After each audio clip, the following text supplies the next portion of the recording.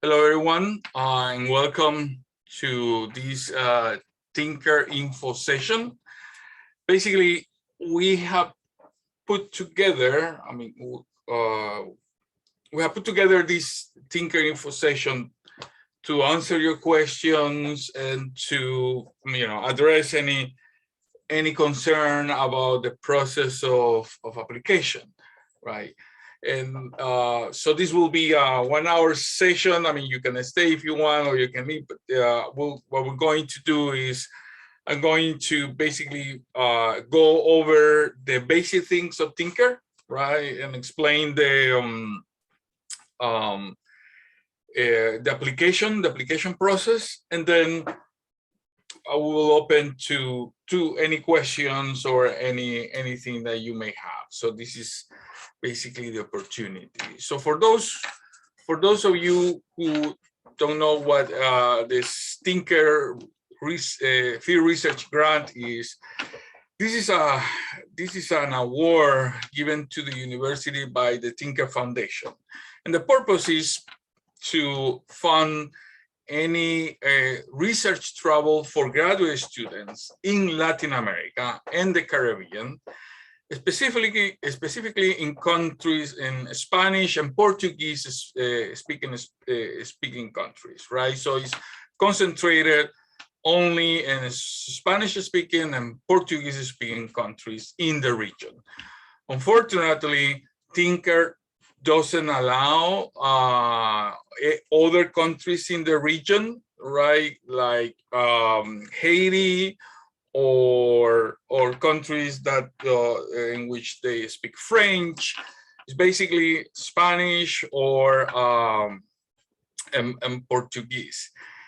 Neither do they allow any travel to Europe or to Spain, even if that's part of research related to Latin America. Basically, it's only Latin America to Spanish-speaking countries or Portuguese-speaking countries, which in this case is Brazil. So that's the purpose of the Tinker Field Research Grant. Right. So in order to be eligible to this opportunity, you have to be a graduate student in any FIU academic program. So you can be a master, or you can be in a master program, or you can be in a doctoral program. So if you're a master, it's perfect. If you're a doctoral in a doctoral program, it's perfect too. Also, in theory, you have to be in the early stages of the graduate degree program. So if you're in the first year and your second year, depending on what's your discipline, this is the right, or this is the appropriate sort of funding source. Now, this grant is not precisely designed to support advanced research in the dissertation. Now, some exceptions can be made, right, depending on the situation, but it's mostly directed to the early stages in your graduate program. So we have had this program for many years now. Last round, we had it in 2019. We had to suspend it for 2020, as perhaps some of you know, because of COVID, obviously. But we're opening again, obviously with some precautions in place, right? And those precautions will be determined for each case according to what the International Travel Committee of the university establishes. So, but I'll get into that in a moment, right? So how this works, how this process works. Basically, you have to submit an application. If you haven't seen the application, the applications in LACC in the LACC website. We can share that later. We can share the website later. So you access the application, you fill out the application, right? You follow the sort of the guidelines, and you submit the application no later than October 15. That means next Friday at 5 p.m. right? Once you submit the application, well, your application will be reviewed by a committee, a faculty committee, with 9 people, 9 faculty members on Latin America. They will basically select those who will be awarded this year. And if you're awarded, you can travel anytime in 2022, starting on January 1st and ending sometime before December 15th, during 2022, sorry. Okay, what else? Okay, for submitting the application, as I said, well, you have to go to the website, basically fill in the application, and then make sure you include these things. First, a clear and concise narrative of no more than 3 pages, addressing 4 points. First, the specific research activities to be carried out in the field, including the duration and location of the proposed project. Now, be aware that at this point, I mean, this is your plan, right? You have a plan to go and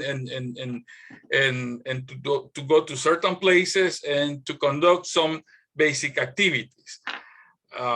That plan can change, but at this point, you have to be as clear as possible of what activities you are intended to do, what you're aiming to do, okay? Second, you have to, in some way, show your preparedness for field research and the feasibility of accomplishing the proposed task, right? In other words, you have to let the reader know in your narrative that you're ready to do whatever activities you want to do. So for instance, if you want to do some research on indigenous, let's say indigenous population somewhere in Colombia, somewhere in Brazil, that you have a basic knowledge about those communities, you know where they are, you know how to basically, in general terms, how to approach it, right? So you have to show to the reader that you are familiar, we have basic knowledge of what is going on the ground, right? You have to, if you, on the contrary, if you come across like, well, I'm going to go to this place, but I have no idea what is happening there. So that's not very helpful for your application, right? You have to some extent, show that you have some basic knowledge of what is happening wherever you're aiming to go.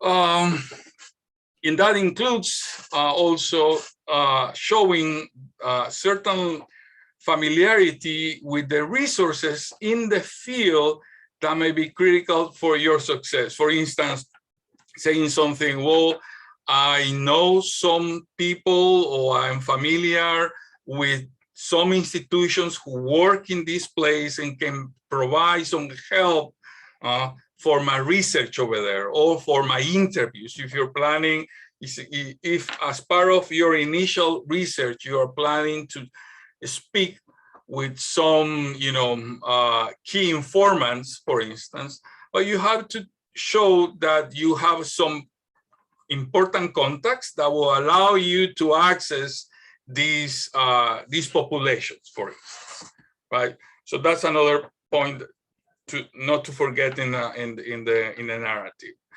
And then finally, in the narrative, also the practical measures, because these are the times we're living right now, the practical measure that you will be taking to reduce any risk related to COVID-19, right? Basically what you're gonna be doing in order to prevent you from getting infected and to transmit COVID when you travel. So that's regarding the narrative. Then you have to include a budget that does not exceed 2,500 in travel expenses, which includes the airfare, international airfare, lodging, in-country, and in-country transportation, right? In-country transportation can be anything from, taxi, Uber, bus, or even a canoe somewhere, right? If you need to take a canoe or, a sort of boat somewhere, right? To take you from point A to point B in a lake, in a river, or you have to sort of anticipate that. If the proposed project has a budget that exceeds the 2,500, you have to identify other potential sources of funding and provide the status, right? That's regarding the budget. Then you have to include a brief biography, 2-paragraph max, just so the reader, so the professors reading your application have a better idea of who you are, where you come from, what are your areas of interest, right? And then you need to include 2 letters of reference. One of those letters should be from whoever is your advisor or your principal advisor or your mentor in the program, right?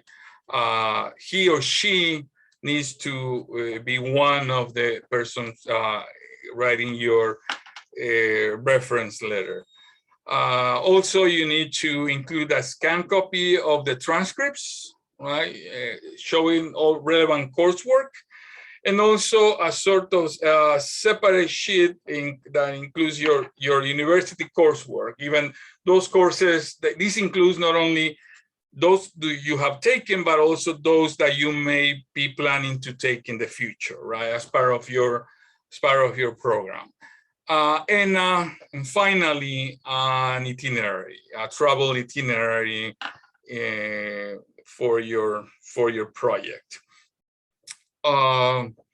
Those are the things that the application should include, right? And once you have everything, you should email that to the address that appears in the application, which is apply-lac@fiu.edu, right?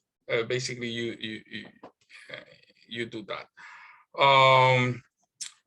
We're going to review, as I said, all the applications, and then we expect to have answers by November,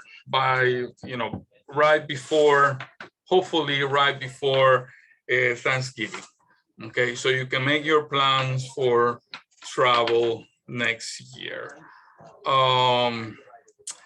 I think those are the points I wanted to make initially, and yeah, so open to your questions if you have. So we can use you can raise your hand, the reaction, or you can post them in the chat if you prefer.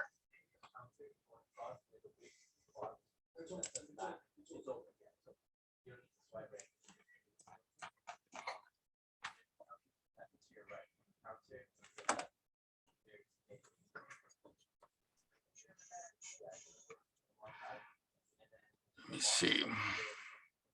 I have a question. Yeah.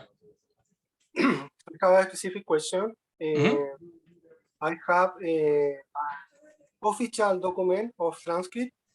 Can I present official or necessarily I have to present an official transcript document. I mean, it does. I mean, it has to be. Doesn't need to be an official. It has to be. I mean, you can print out, you know, the transcript from your computer and scan that and send it to put it in your application. Okay, thank you.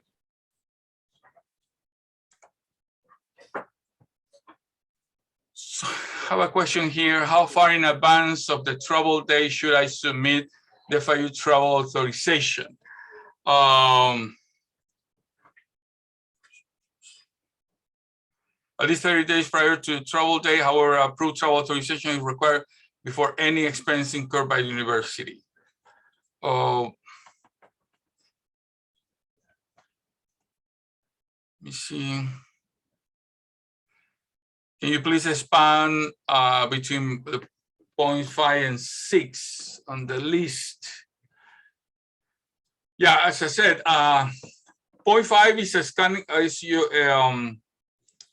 your transcripts, right? Basically, the courses that you have taken already, right? And with the grades.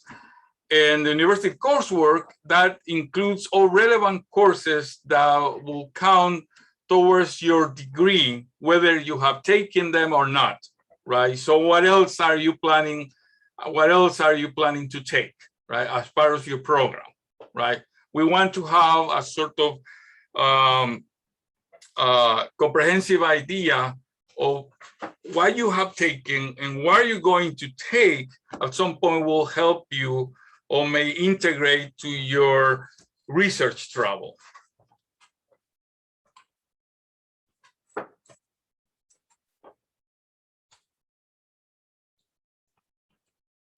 More questions? Good afternoon, Dr. Jose Miguel.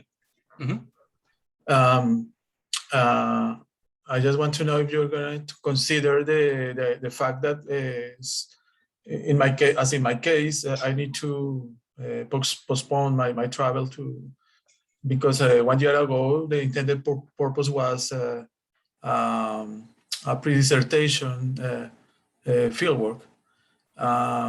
But at this point, I need also the funding to go, but in a different moment.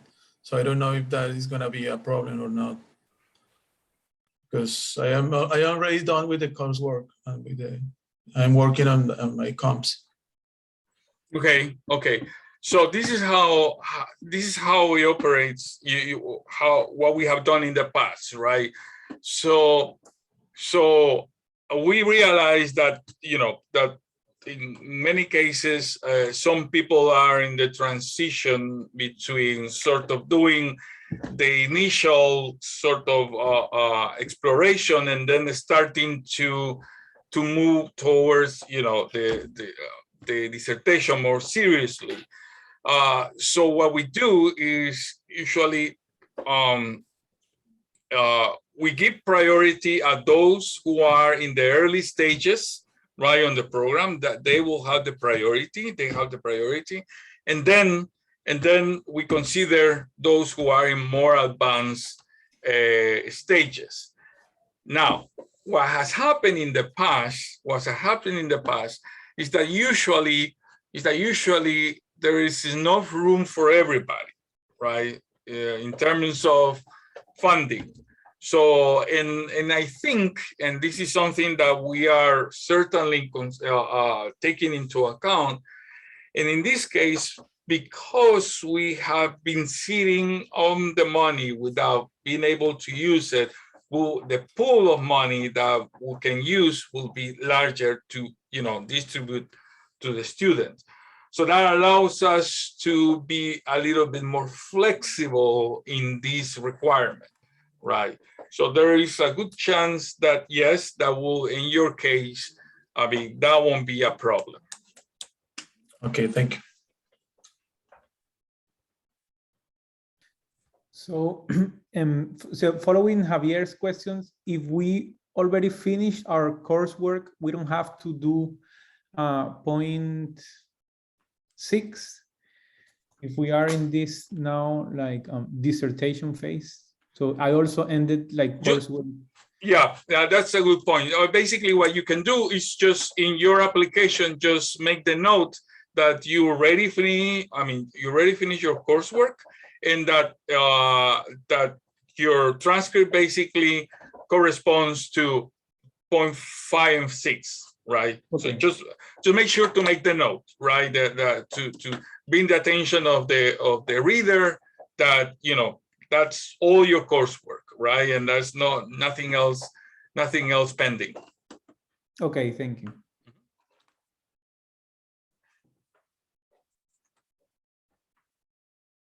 I had also like a similar question, but like my case is the opposite. This is like just my first semester here, and because of that, I don't have a GPA yet. So is that a problem?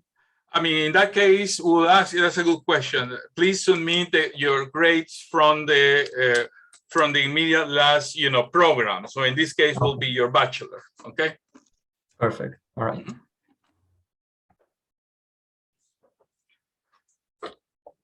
So I see a question related to traveling to Cuba.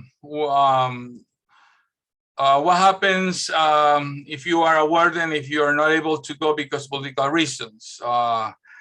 Yeah. So in the case of Cuba, yeah, we have that issue, and that's an issue that escapes basically us and escapes Tinker, right? Unfortunately. So many years ago, Cuba was excluded. Then during the Obama years, our students were able to travel to Cuba because of the Obama administration lifted, these restrictions, right? Unfortunately, with the Trump administrations put them back, and unfortunately, in the case of the state of Florida, the state of Florida has kept those restrictions. So even though Tinker allows travel to Cuba, right? We as a public university in the state of Florida don't. So that's a limitation, certainly, unfortunately.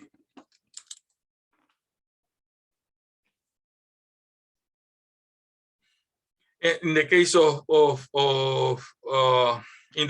Puerto Rico, certainly Puerto Rico is not in the eligible places, just because Puerto Rico is a U.S. territory, right? It's not considered a Latin American country.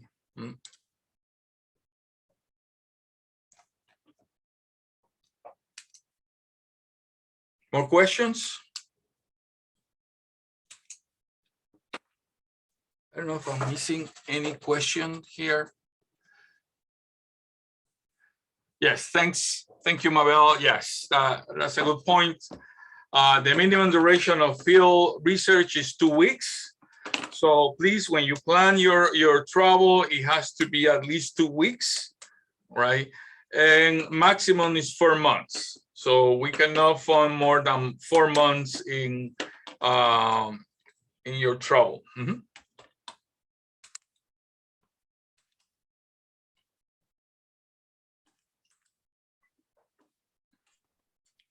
Yeah, sorry about that. Sorry about Puerto Rico. I mean, there are certain places that, over the years, people have asked us, has requested us to be able to be included in Tinker. This is Puerto Rico. This is Belize. This is Haiti. This is many islands, some islands in the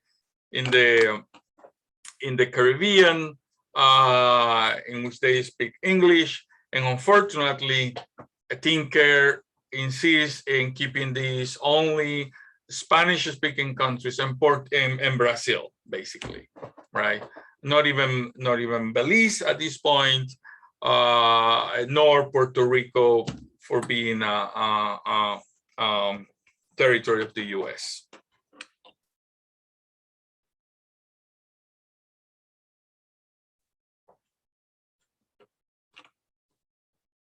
I'm not sure I understand this question. For the language requirement, we only need that as a part of the recommendation letters. But the recommendation letters should be on your own, on your performance, right? Or your, in the case of maybe Dario, who's starting, I mean, if he can ask the recommendation letter to whoever faculty you see as your mentor or potential advisor, right, to write your letter, because the letter should be not only on how well you speak Spanish or Portuguese, but also how is your academic performance, right, as a student or as a researcher so far. So, like, for example, I am from Brazil, so I speak Portuguese. Should I need to prove this? Or because I did like my master's over there and like...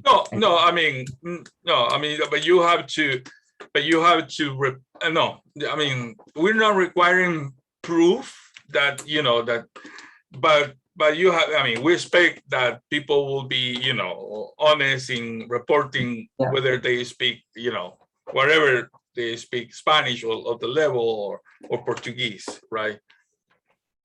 Yeah. And like another question, like regarding our narrative, should we put like some theoretical background, like hypotheses, questions, or is more like a work plan, like what I'm going to do in the field with this? If you already, that's a good question. If you already have, even if a very sort of, basic, or let's put it this way, very early research question and some hypotheses or some statements that if you already have them, right, it's good to include it in your narrative. That will be great. Now, we're not expecting that you will have a fully formed research question or a hypothesis at this point. We're not expecting that. But if you already have something, right, that shows the committee that you have some clarity what you want to do, and usually having a research question helps, well, that will be helpful, certainly. Oh, nice, perfect.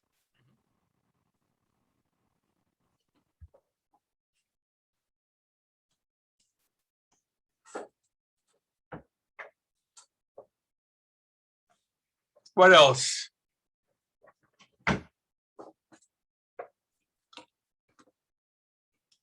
This is the opportunity for you guys to anything that you can think of, any question, any concern, right? This is the moment.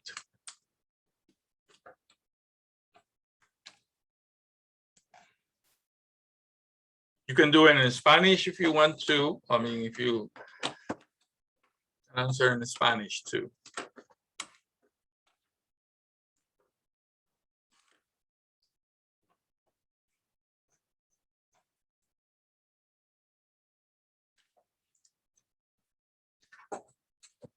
Am I missing any of the questions in the chat?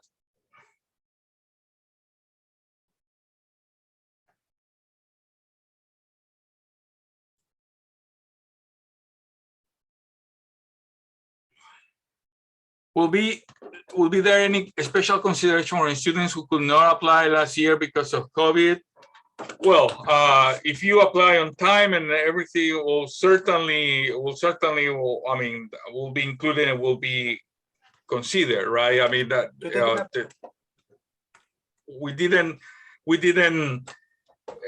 weren't able to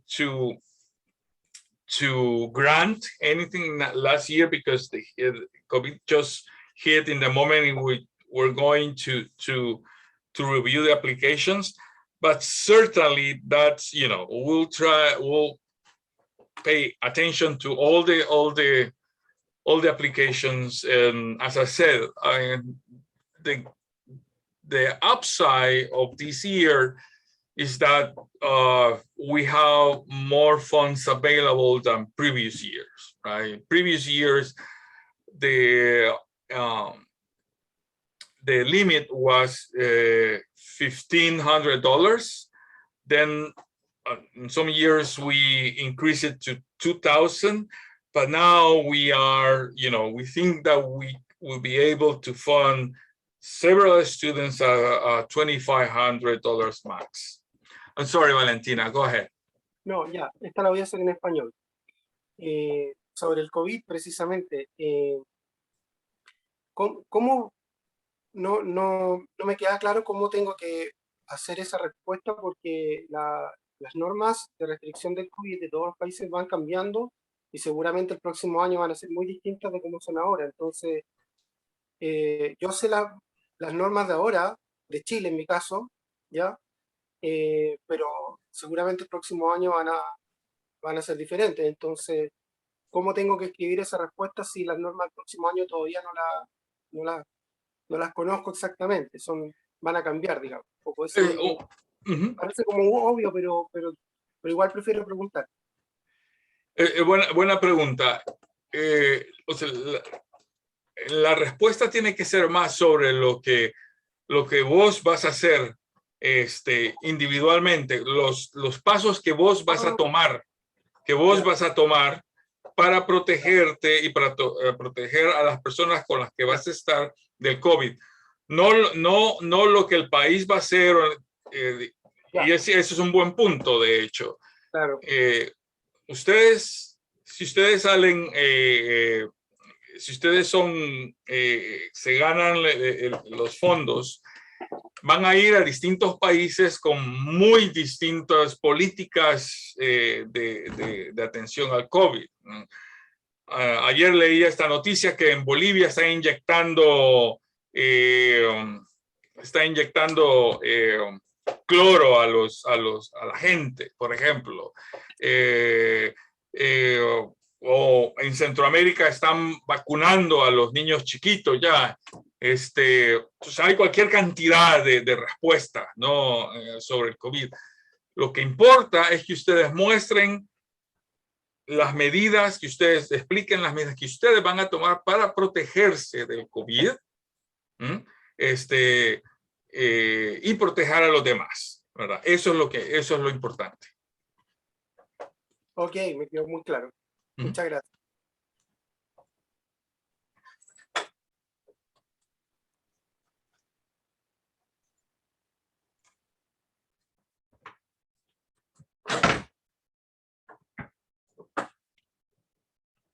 ¿Algo más?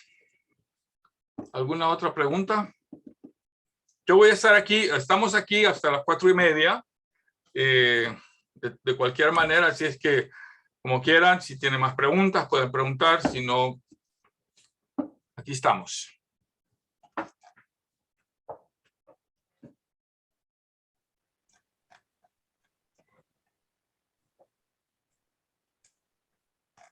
Lo que es importante, y esto insisto, para aquellos I'm sorry, this is important for those of you who are going to be preparing the narrative, is that you show the committee that you have certain idea that what you want to do, right? The worst narrative is that says, oh, I'm just going to travel there and I don't know anybody, I don't know what is happening, I don't have any idea what is happening, I'm just going to collect initial information. Yes, you're going to collect initial information, but even, or basic information, but even to do that, you need to have some idea what is happening over there, right?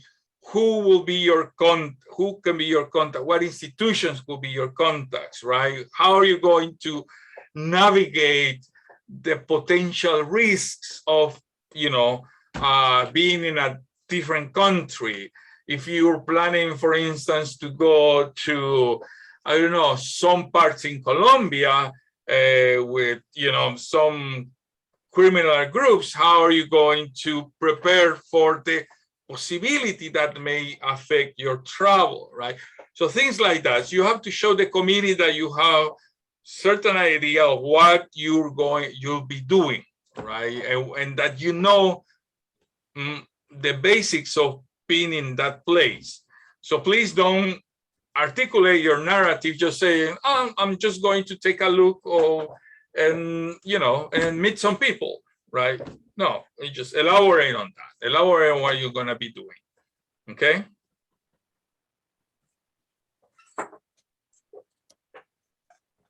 Okay.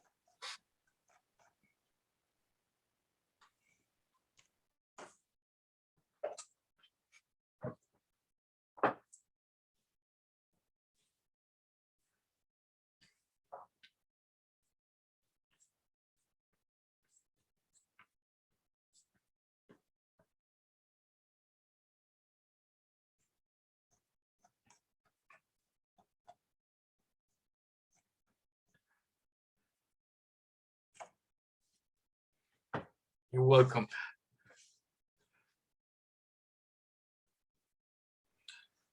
So for those who are here, I mean, if you are awarded, then you will have to, you will receive you will have to sign a sort of contract letter with us, right? And then you will have to, once you go to the, I mean, if you're awarded, we'll have some sessions to explain what is happening next. But in any case, for you to know, if you're awarded, you will have to follow certain procedures, right? You have to get the IRB, for instance, the Institutional Review Board. You have to go through the Institutional Review Board. In some cases, that can take some time to get the approval, depending on what you're going to be doing. So take that into consideration to start the application in the IRB, right? And then you have to, as I said, you have to go through the ITC, the International Travel Committee, all those things. You have to take that into consideration.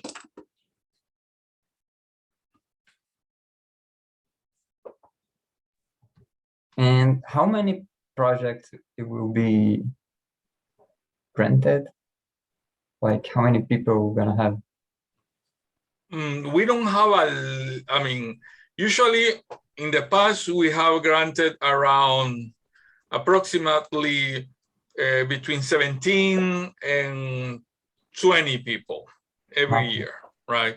So there's plenty. And that's in part because we have distributed more the funds. In other universities, they usually just award 5 people, 6 people, although they receive more money in other places. In this case, we distribute the money in many awardees, right?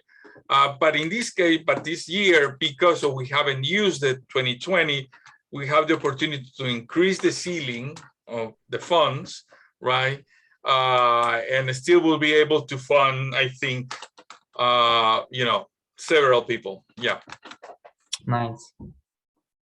So thank you, Jose. You're welcome.